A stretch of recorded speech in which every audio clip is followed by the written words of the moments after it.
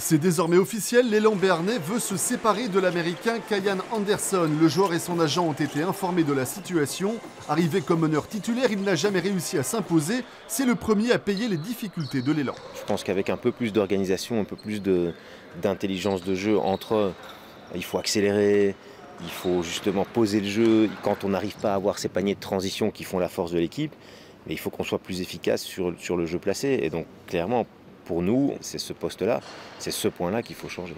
Mais le contexte est délicat, le joueur est sous contrat, il faut donc négocier en espérant qu'il trouve un point de chute rapidement pour recruter à nouveau, car l'élan béarnais n'a pas les moyens financiers suffisants actuellement.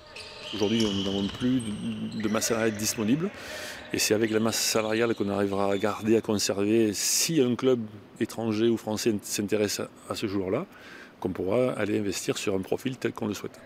Le club veut aller vite sur ce dossier, mais d'ici là, le coach, lui, mise sur le retour de la confiance et du plaisir dans son effectif. Il faut dire que le groupe vit bien malgré les résultats récents.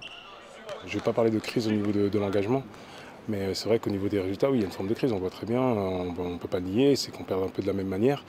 Mais moi, ce que je vois, c'est qu'on est toujours soudés et à un moment donné, on sait très bien que ça peut basculer de l'autre côté. Samedi Pau ira défier l'Armada strasbourgeoise. L'élan béarnais n'a rien à perdre, juste un exploit à réaliser.